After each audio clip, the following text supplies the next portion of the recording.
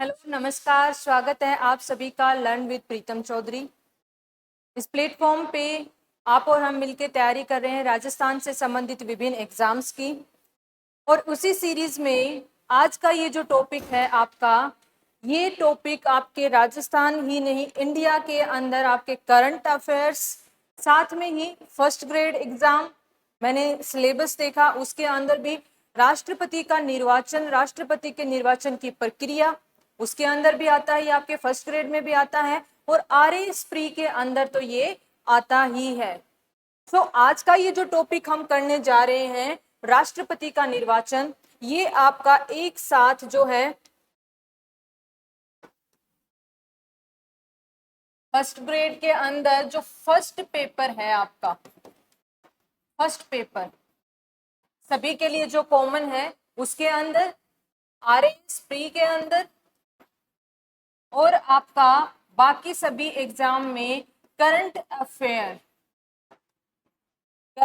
ये 3 सेक्शन के तहत ये टॉपिक अपना कवर करता है। बहुत ही इंपॉर्टेंट टॉपिक है और इसको हम तसल्ली से, मैं इसलिए भी इस टॉपिक को अलग से करना चाहती थी करंट अफेयर में से अलग से, क्योंकि इसका अपना एक अलग महत्व है, वो आप देख सकते हैं क्योंकि ये एज ए टॉपिक शामिल है आपके इन सिलेबस के अंदर, इन एग्जाम के अंदर। So before starting this session, जो लोग चैनल के लिए नए हैं वो सब्सक्राइब कर दीजिएगा एंड बाकी लोग लाइक एंड शेयर जरूर कर दीजिएगा।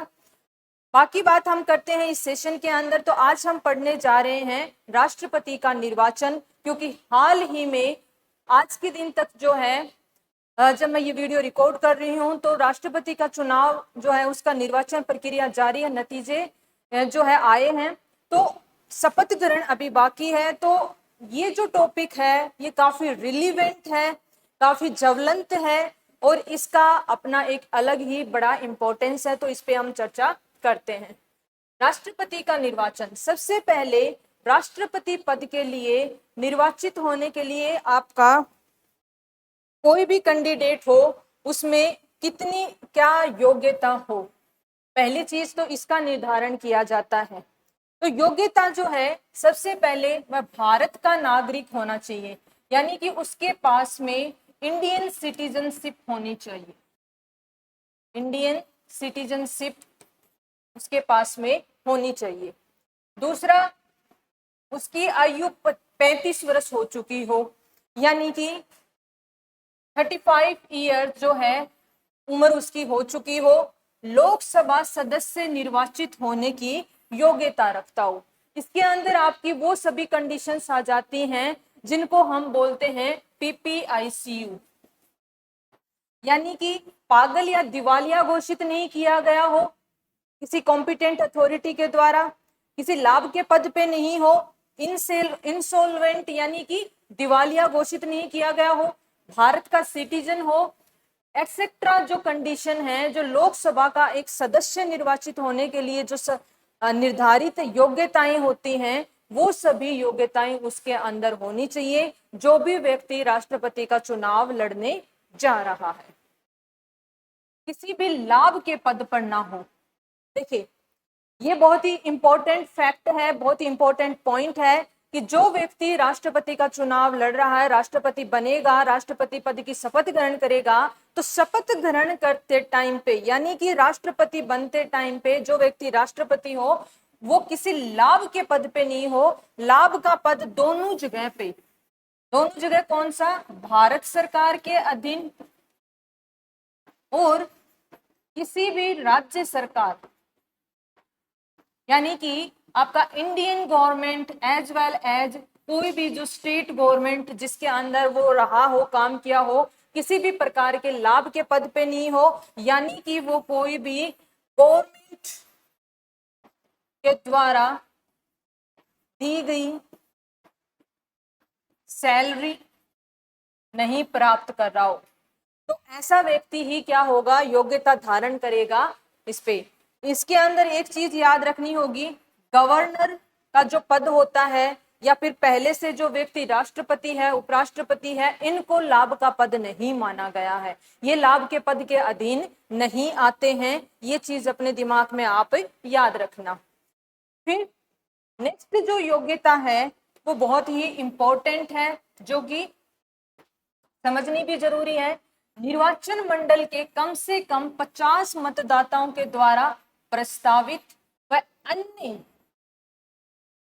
50 मतदाताओं के द्वारा समर्थित हो। इस लाइन का मतलब क्या है? राष्ट्रपति चुनाव लड़ने वाले व्यक्ति की योग्यता के अंदर ये योग्यता 1974 के अंदर ऐड की गई थी, और इसके ऐड करने का पीछे कारण क्या था और इसका मतलब क्या है, ये बहुत ही हम ध्यान से सुनेंगे और समझेंगे। यहाँ पे देखिए, सबसे पहले मतलब समझ लेते हैं। देखिए, निर्वाचक मंडल जो होता है, निर्वाचन मंडल यानी कि जो इलेक्ट करने जा रहे हैं, इलेक्टोरल जो कमीशन है, यहाँ पे जो इलेक्टोरल रोल में जिनके नाम हैं, उनमें से पहले तो 50 मतदाता क्या करेंगे, उक्त व्यक्ति का जो कि चुनाव लड़ने जा रहा है उसका नाम प्रस्तावित करेंगे निर्वाचन आयोग के समक्ष। और उन 50 मतदाताओं के अन्य वो नहीं हो सकते, फिर से सेम व्यक्ति नहीं हो सकता। यानी कि यदि व्यक्ति ए प्रस्तावित करने वालों में सम्मिलित है तो यही व्यक्ति ए जो है ये समर्थन करने वालों के अंदर फिर से नहीं आ सकता। अन्य फिर से 50 मतदाता जो होंगे वो समर्थन करने वाले इसमें होंगे। ये जो प्रोसीजर है, ये जो कंडीशन है, ये 1974 के अंदर तब जोड़ी गई जब देखा गया कि कुछ ऐसे व्यक्ति जो जिनके जीत की संभावना बहुत कम है वो भी क्या कर रहे हैं, राष्ट्रपति चुनाव के अंदर पार्टिसिपेट कर रहे हैं। इससे जो प्रक्रिया है वो क्या हो रही है, थोड़ी लंबी खिंच रही है, कम्बरसम हो रही है, वो अनावश्यक कुछ चीजें उसमें ऐड हो रही हैं। तो उन व्यक्तियों का जिनकी चुनाव जीतने की संभावना बहुत कम हो, उनको क्या किया जाए, उनको हटाने के लिए कम से कम इतने व्यक्तियों के द्वारा प्रस्तावन और समर्थन की ये जो कंडीशन है ये 1974 के अंदर जोड़ी गई थी।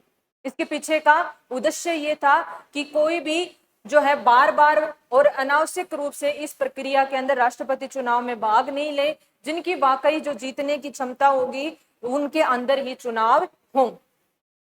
नेक्स्ट हमारा आता है कि राष्ट्रपति का जो चुनाव है वो उसकी निर्वाचन की प्रक्रिया कौन सी है। तो निर्वाचन प्रणाली, इससे पहले कि हम निर्वाचन प्रणाली के बारे में समझें, इनसे संबंधित कुछ अनुच्छेद हैं उनकी बात करते हैं। अनुच्छेद 54 यानी कि अनुच्छेद 54 जो है वो राष्ट्रपति का चुनाव जो होगा, एक भारत में राष्ट्रपति होगा उसका चुनाव होगा, इससे संबंधित है। अनुच्छेद 55 जो है राष्ट्रपति के चुनाव की प्रक्रिया को बताता है। राष्ट्रपति का चुनाव जो होगा वो एकल संक्रमणीय अनुपातिक प्रतिनिधित्व प्रणाली से होगा। इस चीज को बताने की जो है वो प्रक्रिया अनुच्छेद 55 में है। राष्ट्रपति पद का कार्यकाल 5 साल का होगा और उससे पहले 5 साल से पूर्व किस प्रकार से यदि पद खाली किया जा सकता है, तो जो है राष्ट्रपति के पद का कार्यकाल के बारे में यहाँ पे 56 में बताया है। महाभियोग की प्रक्रिया से संबंधित अलग से अनुच्छेद है, उसका अनुच्छेद अलग है। अनुच्छेद 57 में पुनर्निर्वाचन हेतु पात्रता के बारे में बताया गया और अनुच्छेद 58 में राष्ट्रपति के रूप में चुनाव हेतु योग्यताएं जो कि हमने ऊपर पढ़ी हैं, उन योग्यताओं को अनुच्छेद 58 के अंदर बताया गया है।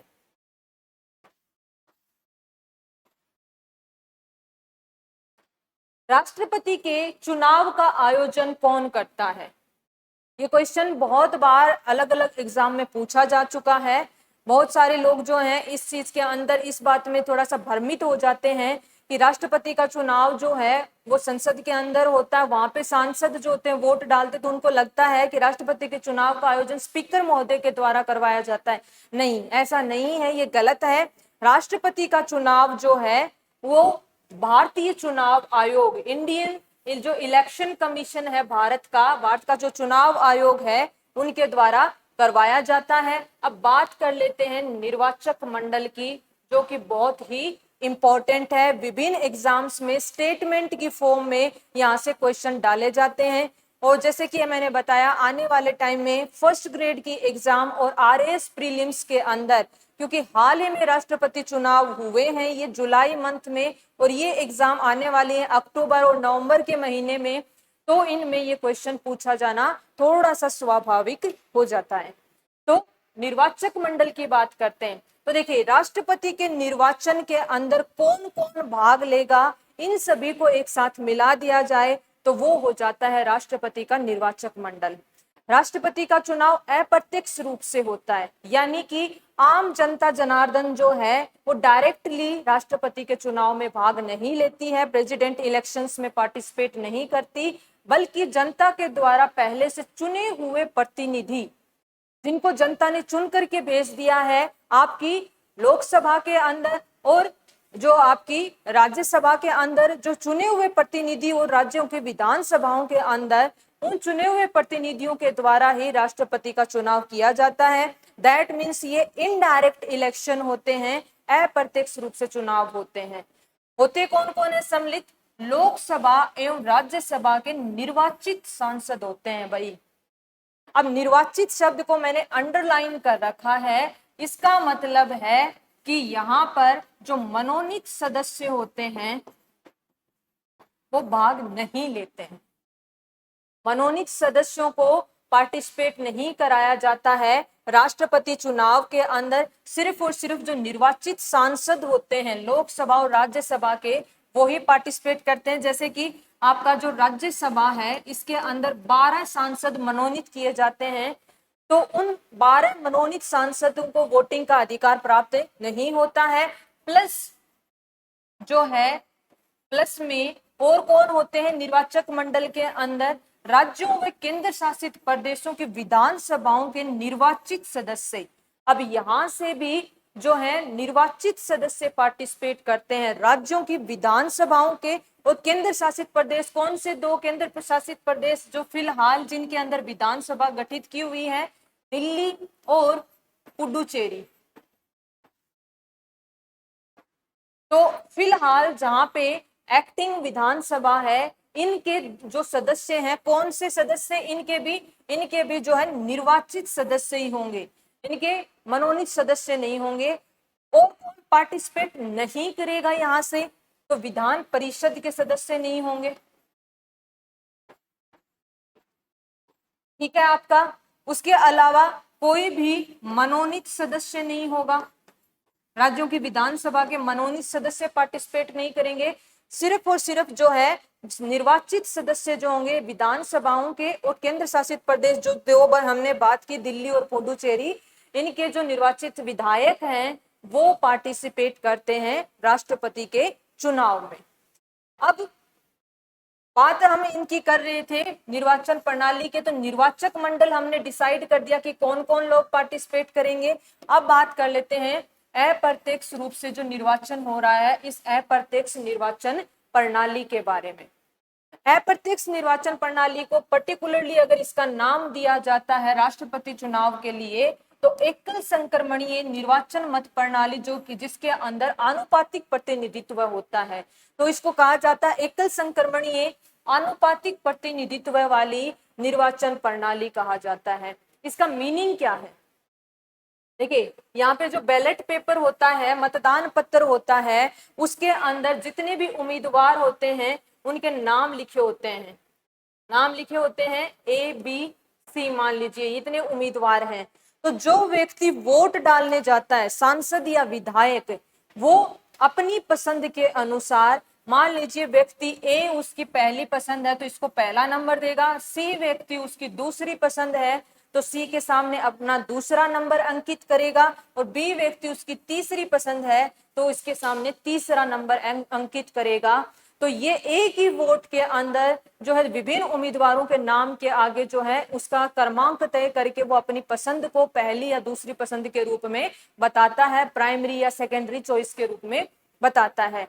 इसी प्रकार से सभी लोग वोटिंग करते हैं जितने उम्मीदवार होते हैं।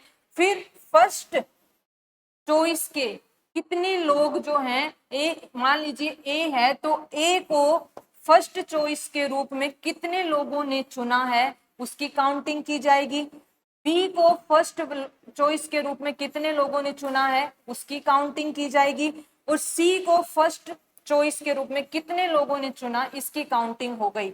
मान लेते हैं कि ए को सबसे ज्यादा, एक हम आंकड़ा ले लेते हैं 500 का, ये एग्जाम्पल के तौर पे मैं ले रही हूं। मान लीजिए कि 500 में से ए को जो है 300 लोगों ने क्या किया है, फर्स्ट चॉइस के रूप में चुना है। बी को जो है, ए को 300 लोगों ने चुना है, बी को मान लेते हैं कि 150 लोगों ने चुना है, और सी को 50 लोगों ने चुना है फर्स्ट चॉइस के। तो यहाँ पे फर्स्ट राउंड की वोटिंग के अंदर ही एकदम क्लियर रूप से ए जो है 300 वोटों के साथ में फर्स्ट स्थान पे आ गया है। तो ए क्या हो जाएगा, यहाँ पे राष्ट्रपति पद वो है उन जीत जाएंगे और वो नेक्स्ट राष्ट्रपति बनेंगे। इस प्रकार से इसके अंदर क्या होती है, वोटिंग होती है। मान लीजिए यहाँ पे फर्स्ट राउंड के अंदर टाई हो जाता, तो कैसे कि यहाँ पे भी 250 वोट मिले और यहाँ पे भी 250 वोट मिले, इनको 0 वोट मिले, तब जो है सेकंड राउंड की वोटिंग होगी और इसमें ए को जो है सेकंड चॉइस कितने लोगों ने रखी और बी को कितनी रखी, और सेकंड चॉइस के आधार पर यदि ए जीत जाते हैं तो फिर क्या होता है, ए को राष्ट्रपति पद का उम्मीदवार बनाया जाएगा। ऐसा जो है आज तक लगभग जितने भी हमारे राष्ट्रपति चुनाव हुए हैं उनमें से सिर्फ एक बार जो है दूसरे चरण की वोटिंग हुई है, वो है हमारे पूर्व राष्ट्रपति वीवी गिरी के चुनाव के टाइम पे। अदरवाइज हमेशा फर्स्ट जो चरण की जो वोटिंग होती है उसी में ही राष्ट्रपति पद के जो उम्मीदवार होते हैं उनमें से एक की जीत तय हो जाती है। तो ये हमने बात की। अब जो है आपका आनुपातिक प्रतिनिधित्व।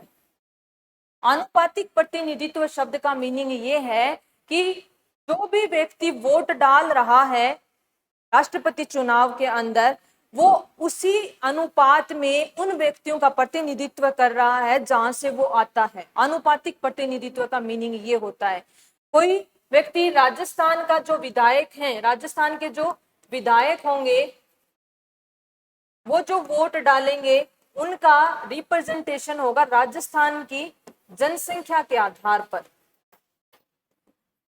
इसी प्रकार से यूपी के विधायक वोट डालेंगे तो उनका प्रतिनिधित्व होगा यूपी की जनसंख्या के आधार पर। तो ये आनुपातिक प्रतिनिधित्व होता है, अनुपात के रूप में प्रतिनिधि के रूप में उनका वोट जाता है। यानी कि यहाँ पर प्रत्येक व्यक्ति के वोट की कीमत समान नहीं होती है, वो एक प्रपोर्शन के अंदर होती है, एक रिप्रेजेंटेशन के अंदर होती है। होती कितनी है किसकी, इस पे चर्चा करना जरूरी है और न केवल चर्चा करना, आपको याद रखना भी जरूरी है एग्जाम में। तो एक विधायक के वोट का मूल्य क्या होता है, जिस राज्य के वो विधायक हैं उसमें राज्य की जनसंख्या को भाग दिया जाता है राज्य विधानसभा के निर्वाचित सदस्यों से। फॉर एग्जाम्पल यहाँ पे हम लेते हैं राजस्थान को ही अपना। तो मान लीजिए राजस्थान की कुल जनसंख्या 6,85,00,000 है 2011 की जनगणना के अनुसार। अब इसमें राजस्थान विधानसभा के अंदर निर्वाचित सदस्य कितने होते हैं, विधायक, वो होते हैं आपके 200।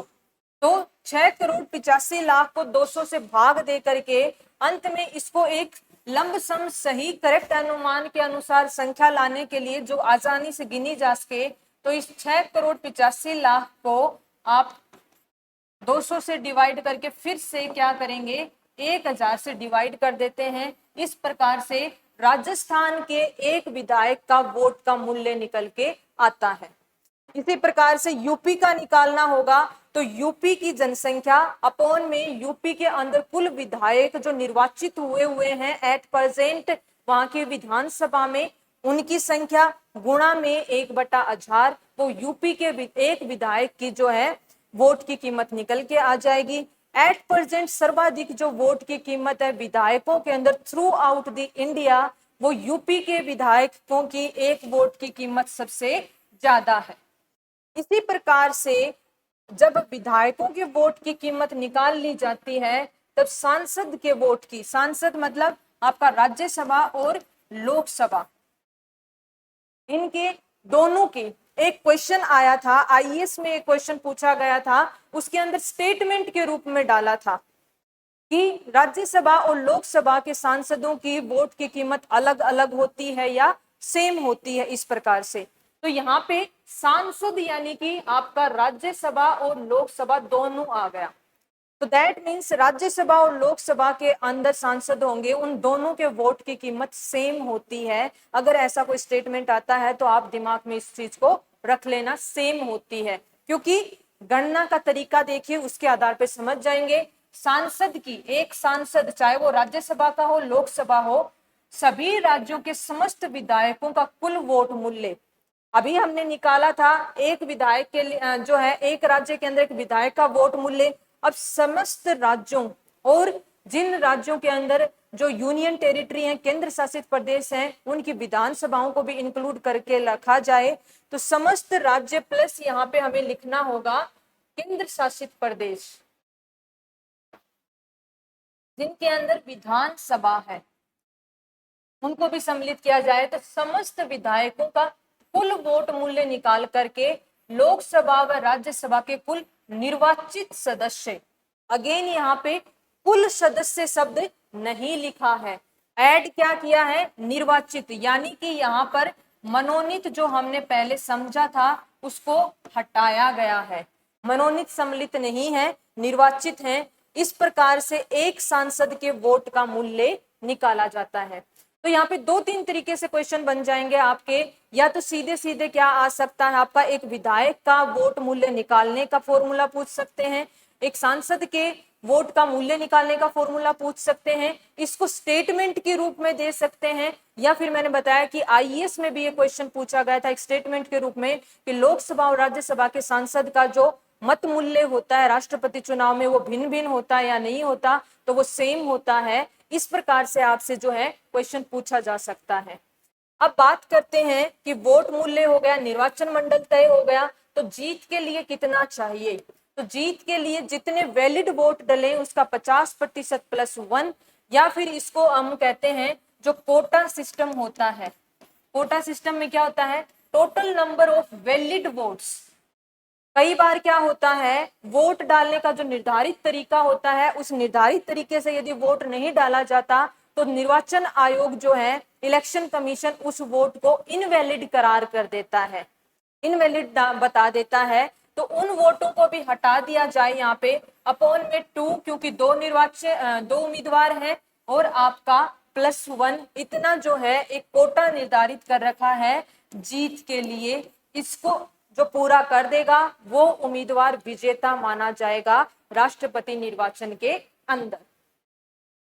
चुनाव संबंधित यदि कोई विवाद हो जाता है, चाहे वो योग्यता को लेकर के कोई विवाद हुआ हो चुनाव होने के पश्चात में या चुनाव से पहले, या फिर आफ्टर चुनाव कोई भी प्रकार का ऑब्जेक्शन उठाया गया हो मतदान के दौरान हुई अनियमितताओं को लेकर के, या फिर कोई उम्मीदवार जो है अपनी हार को स्वीकार नहीं करता और कहता है कि नहीं फिर से जो मतगणना करवाई जाए, इस प्रकार के कोई भी विवाद यदि होते हैं तो उनका हल हमेशा राष्ट्रपति से संबंधित कोई भी चुनाव विवाद हो सुप्रीम कोर्ट के द्वारा किया जाता है। सुप्रीम कोर्ट के अंदर ही उसकी सुनवाई होती है, सुप्रीम कोर्ट के द्वारा दिया गया निर्णय अंतिम निर्णय होता है। सुप्रीम कोर्ट का जो डिसीजन होता है वो फाइनल डिसीजन होता है। किससे संबंधित, राष्ट्रपति चुनाव संबंधित किसी भी विवाद के संबंध में। पद की शपथ कौन दिलाता है, सुप्रीम कोर्ट के मुख्य न्यायाधीश, यानी कि हम कह सकते हैं भारत के चीफ जस्टिस ऑफ इंडिया जो हैं वो क्या करवाते हैं, राष्ट्रपति पद की शपथ दिलाते हैं। यदि chief justice of India CJI अनुपस्थित हैं तो उसमें उस दृष्टि में सुप्रीम कोर्ट के वरिष्ठतम न्यायाधीश, उनके पश्चात जो वरिष्ठतम न्यायाधीश होंगे CJI के पश्चात में वरिष्ठतम न्यायाधीश, वो राष्ट्रपति पद की जो शपथ ग्रहण समारोह होता है उसमें पद की शपथ दिलाते हैं। और ये कब होने जा रहा है, ये 25 जुलाई को होने जा रहा है। पद खाली कब कब हो सकता है राष्ट्रपति का पद, तो देखिए राष्ट्रपति महोदय अपना त्याग पत्र, अपनी स्वेच्छा से अपना यदि त्याग पत्र देना चाहते हैं तो वो उपराष्ट्रपति जी को देते हैं। दूसरा, यदि पद पर रहते हुए उनकी मृत्यु हो जाती है, जैसा कि डॉक्टर जाकिर हुसैन के केस में हुआ था, तो पद पर रहते हुए मृत्यु हो जाती है तो उस केस में पद खाली हो जाएगा, त्याग पत्र देने से पद खाली हो जाएगा, या फिर राष्ट्रपति को महाअभियोग की प्रक्रिया के द्वारा हटाया जाता है। महाअभियोग की जो प्रक्रिया है वो राज्यसभा या लोकसभा में जो स्टार्ट होती है, अर्धन्यायिक प्रक्रिया है, वो एक अलग से टॉपिक आ जाता है। तो अभी हम जो है करंट कॉन्टेक्स्ट के आधार पे बात करें चुनाव की, तो महाअभियोग की प्रक्रिया के द्वारा हटा दिया जाए। चौथा कारण है राष्ट्रपति के चुनाव को सुप्रीम कोर्ट ने अवैध घोषित कर दिया, यानी कि सुप्रीम कोर्ट ने शिकायत मिलने पे जो चुनाव हुआ था उसमें किसी भी प्रकार की अनियमितता को एविडेंस के आधार पर स्वीकार करते हुए उस चुनाव को ही अवैध घोषित कर दिया। तो जो व्यक्ति जीता है उसका जीत का कैंडिडेचर खत्म हो जाएगा और राष्ट्रपति पद खाली हो सकता है इन 4 तथ्यों के आधार पर। करंट अफेयर की बात कर लेते हैं, क्योंकि ये सब हमने पढ़ा आपका पॉलिटी वाला सेक्शन, यानी कि आपका जो राजनीतिक विज्ञान के अंदर राष्ट्रपति का जो चुनाव है, पर्टिकुलरली मैंने पूरा टॉपिक नहीं कवर किया है, सिर्फ राष्ट्रपति का जो चुनाव है यानी कि प्रेसिडेंट के जो इलेक्शन है उन पे हमने बात की है। अब थोड़ा इसके अंदर एट प्रेजेंट क्या चल रहा है राष्ट्रपति चुनाव 2022 के अंदर, उस पे चर्चा कर लेते हैं। उम्मीदवार के तौर पे यशवंत सिन्हा जी, जो कि कंपोजिट इलेक्शन जो अपोजिशन है यानी कि जॉइंट अपोजिशन है, उनकी तरफ से उम्मीदवार बनाए गए थे, और द्रौपदी मुर्मू जी को एनडीए की ओर से उम्मीदवार बनाया गया। द्रौपदी मुर्मू जी के बारे में बात करें तो इनका जन्म उड़ीसा में हुआ था, उड़ीसा से हैं, ये बिलोंग करती हैं, और राष्ट्रपति चुनाव लड़ने से पहले ये झारखंड की गवर्नर थी, झारखंड की राज्यपाल थी। तो चुनाव के लिए जैसे हमने बात किया था, ये उन्होंने इस पद को छोड़ दिया। जीत जो है द्रौपदी मुर्मू की, भारत की प्रथम महिला जो है आदिवासी महिला, प्रथम तो कौन सी है, आदिवासी महिला, एसटी कैटेगरी की जो प्रथम आदिवासी महिला राष्ट्रपति ये बनी है, और महिलाओं की कैटेगरी के अंदर, वुमन कैटेगरी के अंदर ये दूसरी महिला राष्ट्रपति हैं, क्योंकि इनसे पहले महिला राष्ट्रपति के तौर पे प्रतिभा पाटिल जी जो हैं वो कार्य कर चुकी हैं भारत के अंदर। सो महिला राष्ट्रपति के तौर पे यदि देखा जाए तो द्रौपदी मुर्मू जी हैं दूसरी महिला राष्ट्रपति, और आदिवासी महिला राष्ट्रपति के तौर पे भारत की प्रथम महिला आदिवासी राष्ट्रपति द्रौपदी मुर्मू जी बनी हैं। बात करते हैं कि इवेंट्स कौन कौन से किस किस तारीख को हैं, तो देखिए 18 जुलाई को मतदान हुआ और 21 जुलाई को नतीजे आए, और 25 जुलाई को शपथ ग्रहण समारोह है किनका, राष्ट्रपति महोदया कौन, हमारी जो है द्रौपदी मुर्मू जी, जो कि राष्ट्रपति निर्वाचित हुई हैं। ये 15वें राष्ट्रपति के लिए पद शपथ ग्रहण करेंगी, और इनका जो है 25 जुलाई को शपथ ग्रहण समारोह है। 15वां जो है 15वीं ये क्या बनी है, राष्ट्रपति बनी है। और इनसे पहले रामनाथ कोविंद जी जो है 14वें राष्ट्रपति थे। अब कुछ अन्य प्रमुख तथ्य, और ये जो फैक्ट्स हैं ये मैं राजस्थान की एग्जाम्स को ध्यान में रखते हुए आपको बता रही हूँ, क्योंकि राजस्थान की विभिन्न एग्जाम में, चाहे वो आपका आरएएस हो, चाहे वो फर्स्ट ग्रेड हो, आरपीएससी के द्वारा इस प्रकार का कोई टॉपिक चल रहा हो, तो उस पे जो क्वेश्चन आता है ना, वो क्वेश्चन आपका जनरली किस टाइप से आता है, वो स्टेटमेंट के रूप में आता है।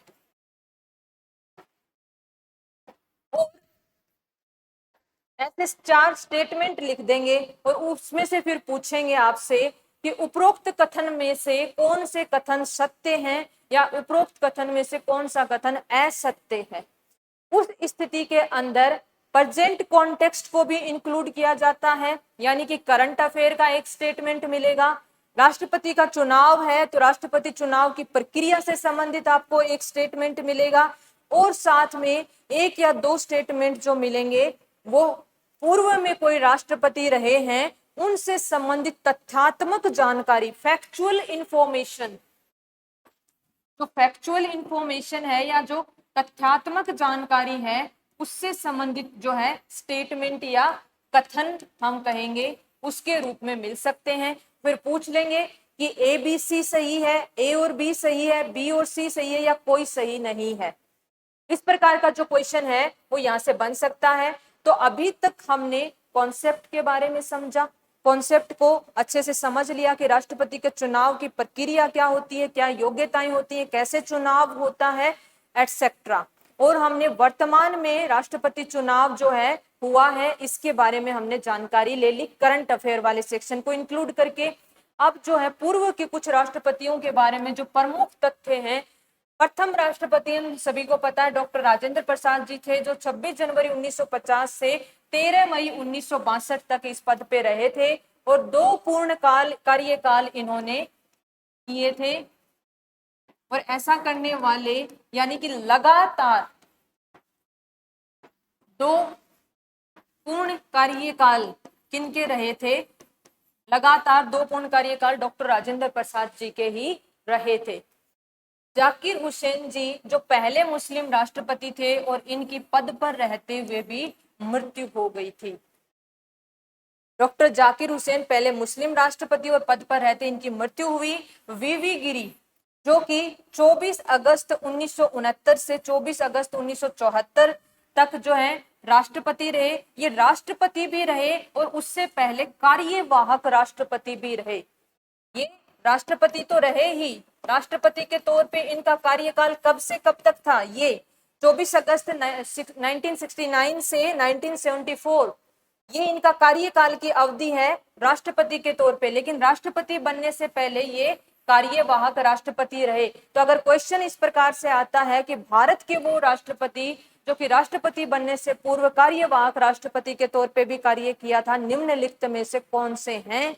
तो इस क्वेश्चन का आंसर होगा वीवी गिरी, क्योंकि ये राष्ट्रपति बनने से कार्यवाहक राष्ट्रपति थे। अगर क्वेश्चन आता है कि ऐसे भारत के राष्ट्रपति जिनके राष्ट्रपति चुनाव निर्वाचन के अंदर दूसरे चरण की मतगणना करवाई गई थी, तो ऐसे भी राष्ट्रपति का नाम है वीवी गिरी।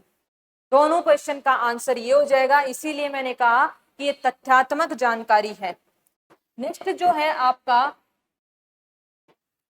नीलम संजीव रेड्डी, डॉक्टर नीलम संजीव रेड्डी एकमात्र निर्विरोध निर्वाचित राष्ट्रपति ये हुए हैं भारत के, यानी कि इनके विरोध में कोई भी खड़ा नहीं हुआ था। उम्मीदवार के तौर पे, राष्ट्रपति के उम्मीदवार के तौर पे डॉक्टर नीलम संजीव रेड्डी एकमात्र उम्मीदवार थे। इस वजह से चुनाव भी नहीं कराने पड़े और निर्विरोध रूप से जो है डॉक्टर नीलम संजीव राष्ट्रपति बनने वाले एकमात्र राष्ट्रपति रहे हैं। तो ये इंपॉर्टेंट है, एकमात्र ऐसे राष्ट्रपति हैं जो कि निर्विरोध निर्वाचित हुए हैं। ज्ञानी जैल सिंह ये राष्ट्रपति रहे, तो इनको जाना जाता है पॉकेट वीटो का प्रयोग करने के लिए। पॉकेट वीटो एक पावर होती है, एक शक्ति होती है, राष्ट्रपति को संवैधानिक तौर पे मिली हुई होती है, आर्टिकल 111 के अंदर होती है ये। इसको प्रयोग करने वाले राष्ट्रपति कौन थे? डॉक्टर जो आपके ज्ञानी जैल सिंह थे, और ये पहले सिख राष्ट्रपति भी बने थे भारत के। डॉक्टर एपीजे अब्दुल कलाम राष्ट्रपति बनने वाले पहले वैज्ञानिक थे, यानी कि बाय प्रोफेशन जो वैज्ञानिक रहा हो व्यक्ति और बाद में भारत का राष्ट्रपति बना हो, ऐसा व्यक्ति डॉक्टर एपीजे अब्दुल कलाम थे। वो पहले वैज्ञानिक थे और बाद में भारत के राष्ट्रपति बने। 25 जुलाई 2002 से 25 जुलाई 2007 तक इनका कार्यकाल था। श्रीमती प्रतिभा सिंह पाटिल ये पहली महिला राष्ट्रपति बनी थी भारत की। कब? 2007 से 2012 तक ये भारत की प्रथम महिला राष्ट्रपति बनी। और अभी जैसे हमने थोड़ी देर पहले बात की थी, दूसरी महिला राष्ट्रपति जो है द्रौपदी मुर्मू। कार्यवाहक राष्ट्रपति के तौर पे कौन कौन कार्य कर चुके हैं?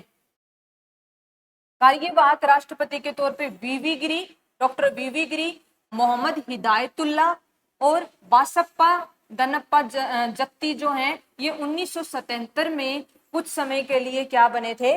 कार्यवाहक राष्ट्रपति बने थे। क्योंकि क्वेश्चन क्या पूछेगी यहाँ पे जो है आरपीएससी के अंदर या फिर आरएसएम एसएसबी जो है आपसे क्वेश्चन पूछेगी कि निम्नलिखित में से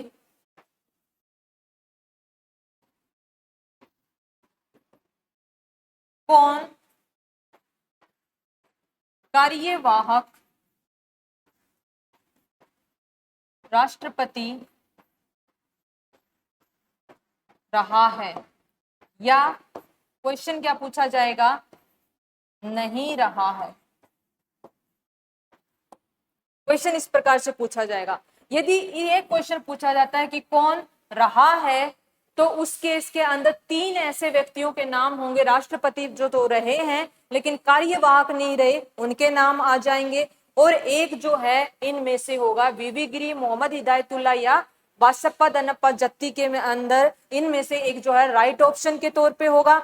यदि क्वेश्चन आता है कि नहीं रहा है, उस केस में 3 ऑप्शन तो आपको ये मिलेंगे और चौथा ऑप्शन वो होगा जो व्यक्ति कभी कार्यवाहक राष्ट्रपति के तौर पे तो कार्य नहीं किया लेकिन राष्ट्रपति के तौर पे किया था।